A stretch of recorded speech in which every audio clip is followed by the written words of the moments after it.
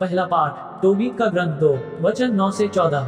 उस रात मैं उसे दफनाने के बाद लौटकर नहाया और आंगन की दीवार के पास लेटकर सो गया। गर्मी के कारण मेरा चेहरा ढका नहीं था। मुझे मालूम नहीं था कि दीवार पर गोरियां रहती थीं। उनकी गर्म बीक मेरी आंखों पर गिर पड़ी, जिससे मेरी आंखों में मोतियाबिंद हो गया। मैं इलाज के लिए वैद्यों के पास गया, किंतु उन्होंने मेरी आंखों पर जितना अधिक मरहम लगाया, मैं उतना ही कम देखने लगा और अंत में मैं अंधा हो गया। मैं 4 वर्ष तक अंधा रहा और सभी भाई मेरे कारण दुखी थे।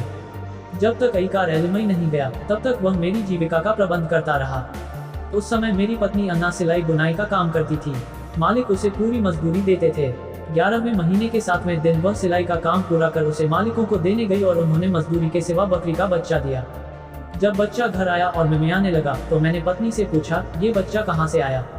कहीं चोरी का तो नहीं है? इसे इसके मालिक को लौटा दो, हम चोरी की चीज नहीं खा सकते। उसने उत्तर दिया, यह मुझे मजदूरी के साथ बख्शीश में मिला है। परंतु मैंने उसका विश्वास नहीं किया और उसे उसके मालिक को लौटा देने को कहा। मुझे उसके इस काम से लज्जा हुई, किंतु उसने मुझे यह उत्तर दिया, कहाँ है तुम्हारे भिक्षादान? कहाँ है तुम्हारा धर्माचरण? अब पता चला कि तुम कितने पानी में हो। सुसमाचार संत मार्कुस का सुसमाचार 12 वचन 13 से 17। उन्होंने ईसा के पास कुछ फरीसियों और हेरोदियों को भेजा, जिससे वे उन्हें उनकी अपनी बात के फंदे में फंसाए। वे आकर उनसे बोले, गुरुवर, हम ये जानते हैं कि आप सत्य बोलते हैं और किसी की परवाह नहीं करते।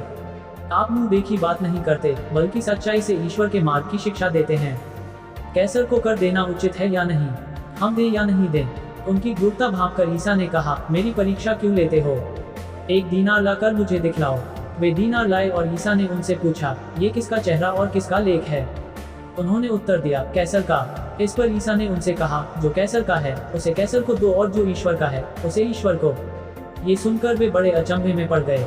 मनन चिंतन। आज हम यीशु को अपनी बातों में फंसाने का इरादा रखने वाले फरीसियों के एक प्रश्न के सामने प्रभु यीशु के विवेकपूर्ण और त्वरित प्रतिक्रिया से दंग रह जाते हैं।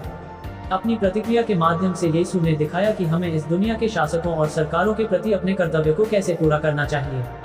जब हम इस धरती पर रहते हैं, हमारा कर्तव्य है कि हम शासकीय अधिकारियों के द्वारा निर्धारित वैध करों का भुगतान करें। यीशु ये स्पष्टीकरण सभी आर्थिक लेन देन के लिए उपयोग किए जाने वाले सिक्कों पर अंकित चेहरा और लेख की ओर इशारा करते हुए देते हैं। जो कोई भी यीशु द्वारा दिए गए उत्तर पर आगे विचार करता है, उसे उत्पत्ति 1 वचन 26 से 27 की याद दिलाई जाएगी, जिसमें कहा गया है, ईश्वर ने मनुष्य को अपना प्रतिरूप तथा अपने सदृश बनाया। अपने ही स्वरूप के अनुसार ईश्वर ने उन्हें उत्पन्न किया।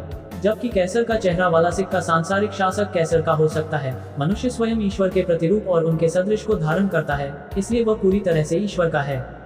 इस प्रकार आज का सुसमाचार हमें अपने आप को लगातार यह याद दिलाने के लिए प्रेरित करता है कि हम ईश्वर के हैं और हम ईश्वर के लिए नियत हैं। हमें इस महान सत्य के आलोक में अपने सभी कार्यों को संशोधित करने की जरूरत है। आमीन।